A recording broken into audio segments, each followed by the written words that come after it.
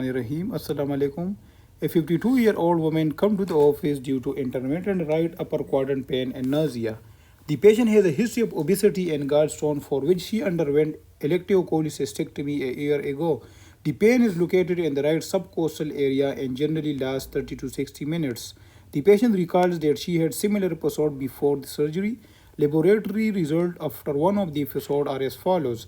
Total bilirubin 2.1 mg per deciliter, direct bilirubin 1.2 mg per deciliter, alkaline phosphatase 185, aspartate aminotransferase 84, alanine aminotransferase 72.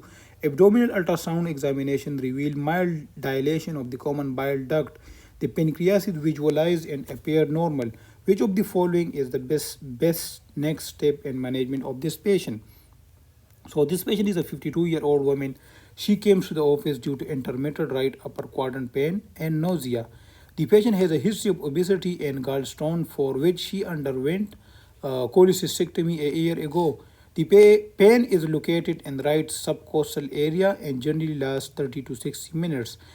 Patient recalled that she had similar episode before the surgery, and laboratory result which show that total bilirubin is 2.1 mg per deciliter, alkaline phosphatase is 185, and SGPT is 72. Abdominal ultrasound revealed that there is mild dilation of the common bile duct. Based on these hints, the diagnosis of this question is post-cholecystectomy syndrome. Diagnosis: post-cholecystectomy syndrome. And here the correct option is choice B, endoscopic retrograde cholangiopancreatography. So post-cholecystectomy syndrome is characterized by recurrent or persistent abdominal pain and or dyspepsia after cholecystectomy. It can have a biliary or extrabiliary causes. Biliary causes include retained or recurrent stone and bile leak, for example, from intraoperative bile duct injury.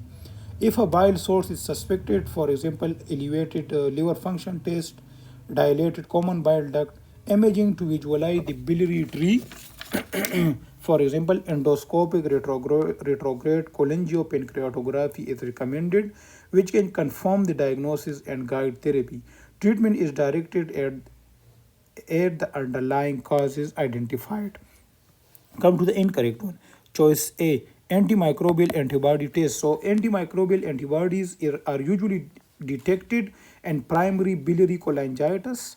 However, affected patients typically have other symptoms, for example, pruritus, fatigue, jaundice. Along with abdominal pain, imaging typically does not show a dilated common bile duct. Choice C, Helicobacter pylori. So patient with peptic ulcer disease, we have to do the Helicobacter pylori stool antigen testing. Choice D, liver biopsy.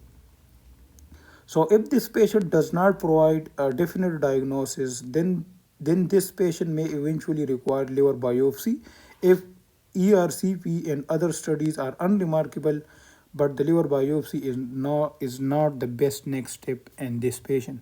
Choice E, ursodeoxycholic acid therapy. So ursodeoxycholic acid therapy can treat cholesterol gallstone in patients with mild symptoms who are not candidate for cholecystectomy. It is also used to slow disease progression in primary biliary cholangitis and primary sclerosing cholangitis. Also, deoxycholic acid is not useful in managing post-cholecystectomy syndrome. Thank you.